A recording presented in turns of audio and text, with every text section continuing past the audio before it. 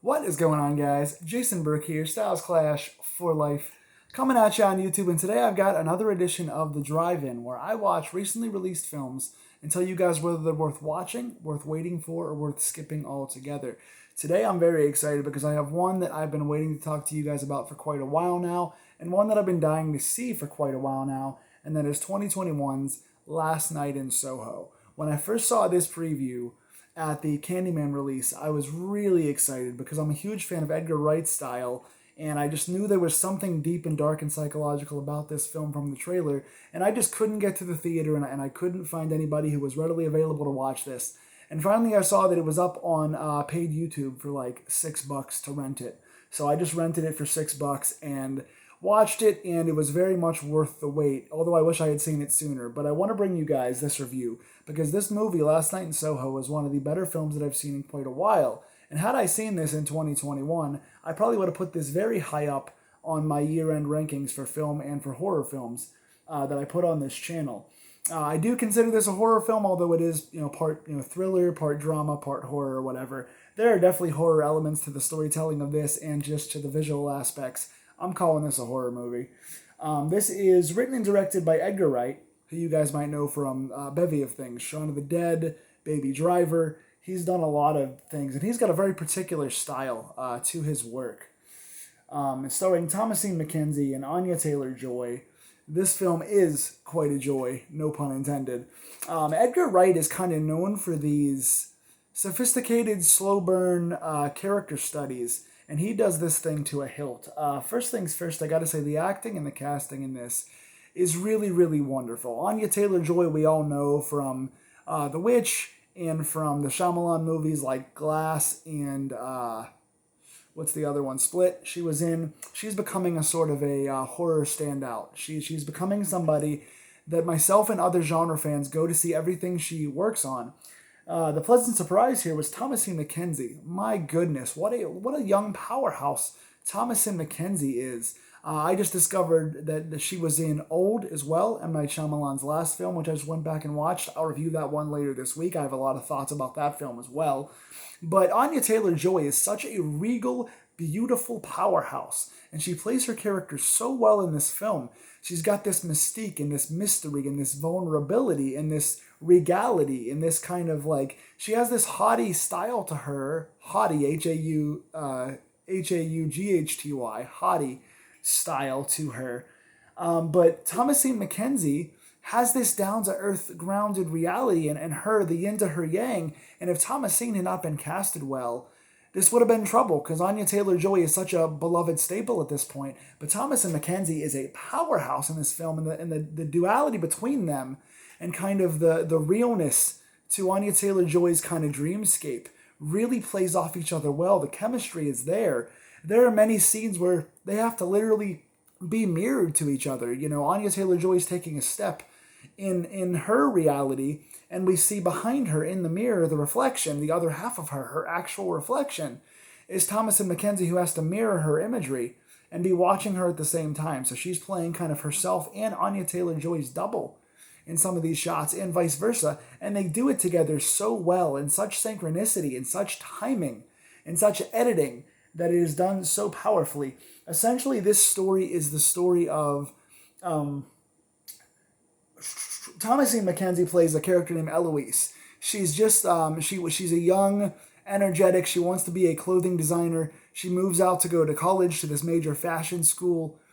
She tries to get her big break in fashion school after her mother has passed away, and she's still dealing with the psychological tragedy of seeing her mother's spirit while she moves away and tries to get a fresh start. So her mother's spirit's kind of still with her after this tragedy, and she can't really dissociate from her mother and all that, but she does go off to become this clothing designer, and she comes across, she doesn't like her living situation at home. I'm going to keep this spoiler free. I'm just going to give you guys kind of the basic plot and keep all the spoilers away.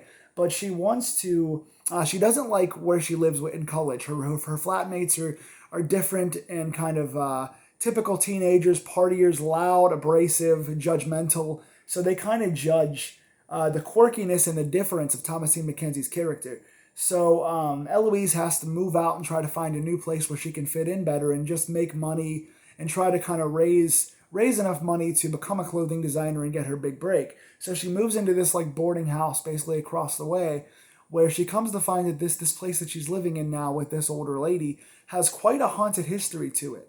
When she turns the lights out at night, she becomes immersed in a whole nother world, and that's as much as I can say about the plot without giving it away. But she becomes immersed in the world of Anya Taylor-Joy, who plays Sandy, this girl who she's just a young, down-to-earth kind of budding actress. She wants to get her big break. She wants to be an entertainer. She wants to be a singer and a dancer. And she becomes immersed in the club scene where she tries to kind of get parts in these well-known clubs. But she has to kind of, in order to get her big break, she has to kind of sell her soul to some club owners and some managers and agents and things like that. So you see kind of, again, the enigmatic dancer, singer, young lady who just wants to be an entertainer at the same time that this quiet, church mousy, haunted young girl in Eloise kind of wants the same thing, but on a smaller scale. She wants her dream in the clothing design world, and they both have to overcome a lot of personal demons and people around them to get what they want. But at what cost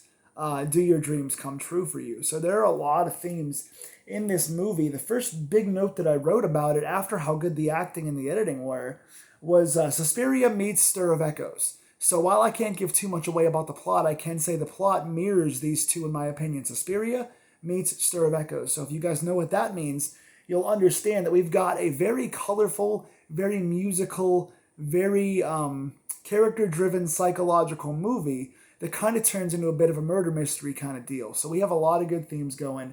Again, Edgar Wright's got a style, and this suits it very well. Edgar Wright and Anya Taylor-Joy are a team made in heaven for this. The music is centered around like 70s, 80s style. Eloise's character kind of grows up with her mother on these old school records, and so you get a lot of these slowed down 70s and 80s songs played, maybe even earlier than that, possibly even 60s, played as the soundtrack to this movie, and they fit it so well. The transitions and the editing in this movie are backed up by this music, this period music, that is really nice and elegant and has a haunting vibe to it and kind of can be scary, but can also be comforting in a way as well.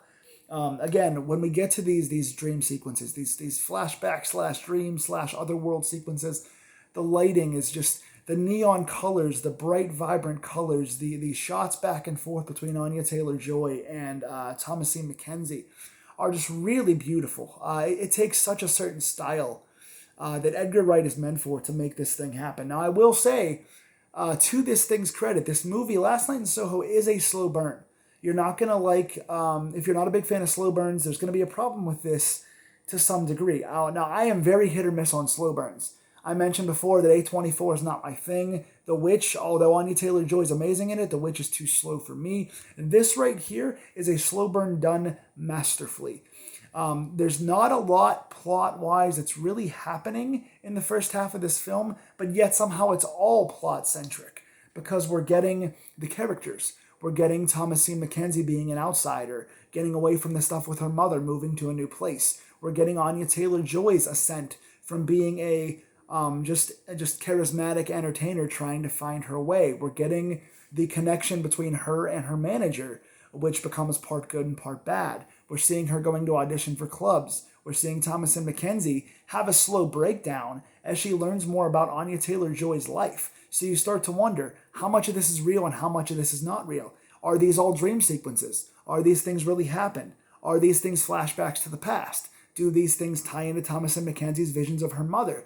Does she have any sort of special powers? There are so many questions as to what the reality is and why this reality is happening that even though you're not seeing a lot of action sequences, so to speak, you're getting lost in this world that's beautifully edited and colored, but it's also revealing character so that when things do start to happen to these characters, you care about them.